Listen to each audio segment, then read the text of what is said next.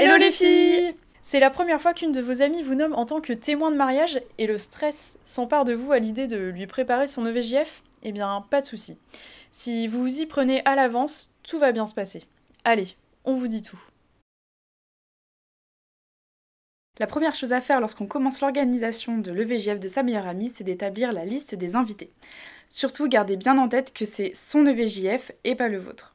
Ce ne sont donc pas vos affinités qu'il faudra prendre en compte, mais bel et bien les siennes. Étant sa meilleure amie, vous êtes la personne la plus adaptée pour savoir les personnes qui lui sont les plus proches. Commencez donc la liste par les personnes les plus évidentes. Mais surtout, ne vous arrêtez pas là. Il y a certainement 2 ou 3 personnes auxquelles vous n'aurez pas pensé que la future mariée aimerait avoir le jour de son EVJF. Comme par exemple une collègue de travail ou une cousine éloignée. Pour cela, je vous conseille vivement de consulter le futur époux qui saura à coup sûr vous aiguiller sur les personnes qui devront être présentes.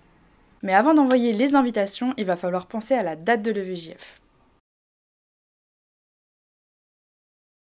Effectivement, c'est une tâche assez compliquée, car si votre liste comporte une quinzaine de participantes, il sera assez difficile de trouver la bonne date pour toutes les filles. Donc pour mener à bien cette étape, suivez nos conseils. Afin de choisir la meilleure date pour son EVJF, n'hésitez pas à consulter le futur mari qui pourra vous donner 3 week-ends où la future mariée sera éventuellement disponible. Il y a certainement des réunions familiales ou des rendez-vous médicaux dont vous n'êtes pas au courant. Vérifiez également que vous êtes vous-même disponible sur ces 3 dates et créez pourquoi pas un doodle pour le partager aux autres filles. Demandez-leur de choisir la date qui les arrange et de vous donner une réponse sous 10 jours maximum. Et ainsi, choisissez la date qui a retenu le plus de réponses positives. Une fois la date choisie, il est temps de savoir où vous allez aller. Donc soit la mer, soit la montagne, en France ou à l'étranger. C'est sans aucun doute le choix le plus important que vous allez devoir faire. Où organiser son EVJF? Il y a dans un premier temps de grandes idées à dégager. Par exemple, est-ce que vous allez l'emmener dans une destination qu'elle adore ou alors lui faire découvrir une ville qu'elle ne connaît pas et où elle rêverait d'aller? Pensez également à la météo qui déterminera si vous partirez plutôt au sud de la France, voire à l'étranger, ou alors au nord vers une destination plus fraîche. Donc il y a Deauville pour ses nombreuses activités, mais aussi La Rochelle pour la météo. Ou alors si vous partez dans le sud-ouest, il y a Arcachon, qui est une des villes les plus appréciées des filles si vous voulez un EVJF en bord de mer. Plus à l'est, il y a Annecy qui se démarque pour un EVJF, donc sous le signe de la détente et du grand air. Ou alors vous pouvez partir dans le sud vers Nice, Cannes, pour prendre un bain de soleil et profiter du luxe de la Côte d'Azur. Pour un enterrement de vie de jeune fille sous le signe du dépaysement et dans l'optique de quitter la grisaille du nord de la France, quelques destinations se démarquent.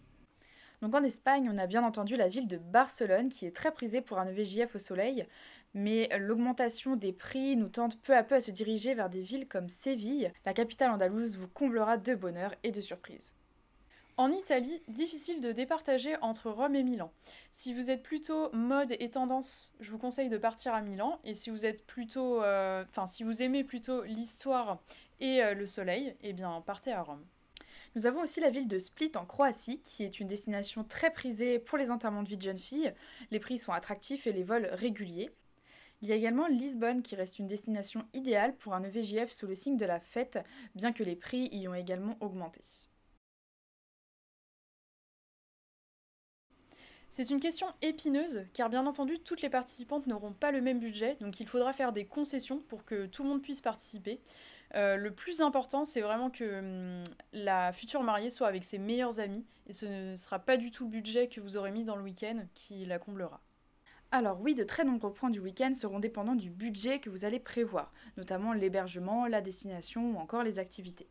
Mais attention, certains points qui vous paraissent chers seront finalement plus rentables. Il sera plus économique de réserver un vol low cost pour Madrid plutôt que d'organiser un EVJF à Paris. Vous y gagnerez sur le prix de chacune des autres prestations. De même que louer une villa à plusieurs vous reviendra à moins cher que de louer une chambre d'hôtel, car vous économiserez sur les sorties et les repas. Afin de vous aider, voici un petit exemple pour un EVJF à Deauville basé sur un groupe de 10 personnes, 2 nuits et du coup les prix par personne. Donc il y aura la location de l'appartement qui vous coûtera à peu près 100 € par personne, la restauration, environ 80 € on va dire. Ensuite, les activités, donc si vous prenez un shooting et vous réservez un spa, ça vous coûtera environ 70 € par personne. Ensuite, il y a les petits accessoires à 10 € par personne. et le t-shirt à 20 € de la marque Je t'adore. Il y a également le budget de la soirée, donc qui vous coûtera, on va dire, 50 € par personne, et les à côté, plus 10%. Et bien entendu, il faut penser à prendre la part de la mariée qui sera divisée par le nombre de participantes. Et pour le trajet, ça vous coûtera environ 60 € par personne aller-retour si vous prenez le train depuis Paris, soit un budget d'environ 400 € par personne pour 3 jours.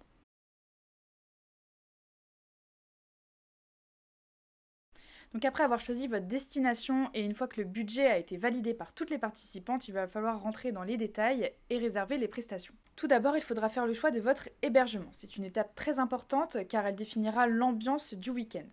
En effet, si vous réservez une villa où vous allez dormir tout ensemble ou une chambre d'hôtel où vous allez dormir indépendamment des unes des autres, n'aura pas la même saveur. À vous de voir en fonction de vos affinités et du caractère de la future mariée.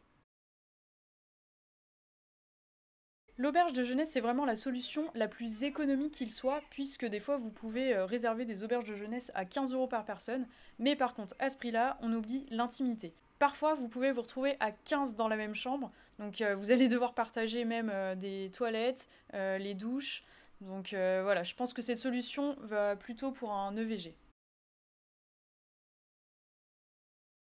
L'hôtel, c'est le choix de l'indépendance, de la facilité et du confort. On nettoie rien, on met les pieds sous la table, on a sa propre douche et on n'a pas besoin d'attendre. On peut passer des coups de fil tranquillement et se coucher quand on veut. Ça vous tente ? Pas nous. Un EVJF, c'est fait pour vivre chaque petit moment à fond avec tout le monde. Alors la meilleure solution, la voici. Allez, on se fait un week-end tout ensemble. On se réveille le matin à côté de toutes les filles. On s'endort le soir en se racontant des blagues ou des histoires qui font peur. On se crie dessus parce que celle d'avant n'a pas vidé le lave-vaisselle ou a pris toute l'eau chaude, donc pour la douche, c'est horrible. On enterre la vie de célibataire de la future mariée en lui faisant vivre les joies de la colocation. Et si vous avez de la chance, vous aurez peut-être un jardin ou une piscine et vous pourrez bien entendu prendre des petits apéros, enfin voilà, vraiment le top du top. Bon, l'hébergement, c'est fait, maintenant il faudra choisir quelques activités. C'est très difficile de vous conseiller car il y en a des centaines. Le plus important, c'est de s'adapter au profil de la future mariée. Qu'est-ce qu'elle aimerait ou qu'est-ce qu'elle déteste ? N'allez pas lui organiser un saut en parachute si elle est les sensations fortes, ne lui prévoyez pas un striptease si le futur mari est jaloux, ou ne prévoyez pas une sortie en buggy si elle n'a pas le permis de conduire. En bref, pensez à elle. Pour vous aider dans votre choix, voici 10 activités parfaites pour un EVJF. Le shooting photo, bien sûr, indispensable pour les souvenirs, mais attention de bien choisir le photographe. Donc si vous passez par les spécialistes, donc photographe EVJF, EVJF, vous aurez de belles photos, ça c'est garanti. Vous pouvez également réaliser un clip EVJF, ça c'est super sympa et vous allez rire durant toute la séance. Pourquoi pas une session spa et hammam pour le côté détente entre filles ? Ou bien la chasse au trésor pour découvrir la ville tout en résolvant des énigmes. Attention, là je vous parle de la chasse au trésor My EVJF qui est spéciale future mariée. On vous propose également des ateliers do it yourself, création de cosmétiques, création de parfums, ateliers cocktail ou création de couronnes de fleurs. Autour de la gastronomie, vous allez avoir aussi des cours de cuisine ou de pâtisserie, mais aussi des dégustations de vin par exemple. Pour le côté un petit peu plus sportif ou découverte, pourquoi pas organiser une balade en buggy, en dromadaire, à vélo ou à cheval. Pour les activités un peu plus artistiques, il y a la pole dance, ou bien le cours de chant, ou d'autres cours de danse bien entendu. Pourquoi pas organiser une croisière en catamaran ou en voilier, ou alors une excursion en paddle. Bien entendu, il existe beaucoup d'autres activités, comme par exemple l'escape game, le laser game, les chutes libres, etc. Lorsque vous pensez à vos activités, n'oubliez surtout pas celles pour votre soirée. Donc il y a la sortie en limousine, ou alors la partie bus, la tournée des bars, le casino, ou bien la boîte de nuit. Vous pensez avoir tout organisé, vous y êtes presque. Il vous reste cependant ce qu'il y a de plus important. Revenir à la base, ce pourquoi vous organisez un EVJF. Vous le faites pour elle, pour lui montrer que vous l'aimez et pour la remercier de vous avoir nommé comme témoin. Pour lui dire je t'adore et je te le montre. Aimer quelqu'un, c'est avant tout le connaître, savoir ce qui le rendra heureux et connaître ses goûts. Alors c'est le moment de lui prouver en lui préparant des petits détails qui deviendront de très grands souvenirs et qui dégageront beaucoup d'émotions.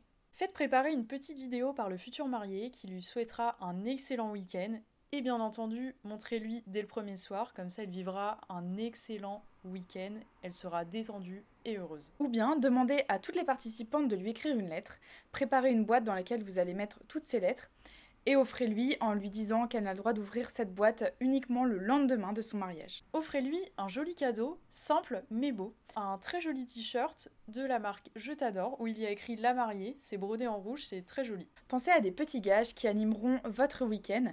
Attention, pas de striptease, que du sentimental et du fun. Pour 1€ chacune, achetez le lot de cartes de gages de MyVJF. Les cartes sont très belles et les gages sont parfaits. Vous qui la connaissez si bien, vous pouvez lui apporter une boîte de gâteaux dont elle raffole, ou bien vous pouvez inviter une amie qu'elle n'a pas vue depuis 15 ans. Ces petits détails lui montreront tout l'amour que vous portez pour elle. Vous avez terminé de préparer son EVJF, bravo. Et si vous avez suivi toutes les étapes précédentes, votre meilleur ami sera très fier de vous. Il serait dommage de gâcher tout ce magnifique travail avec un petit oubli de dernière minute. Alors voici un petit rappel. Donc, apportez tous les justificatifs de vos réservations. N'oubliez pas vos pilules, médicaments ou Doliprane pour les lendemains difficiles. Pensez à prendre votre maillot de bain si vous partez en bord de mer. Prévenez également le futur marié des derniers détails afin qu'il n'appelle pas toutes les 2 heures. Et bien entendu, des extras sont toujours à prévoir, donc prévoyez un tout petit peu plus que votre budget. On oublie le déguisement gênant, on n'est plus en 2000, et bien entendu, n'oubliez pas la future mariée. Et voilà les filles, on vient de voir ensemble toutes les étapes pour organiser un enterrement de vie de jeune fille. Donc si vous organisez un EVJF prochainement, n'hésitez pas à aller voir notre site en barre d'infos. Et on se revoit très vite. Salut les filles!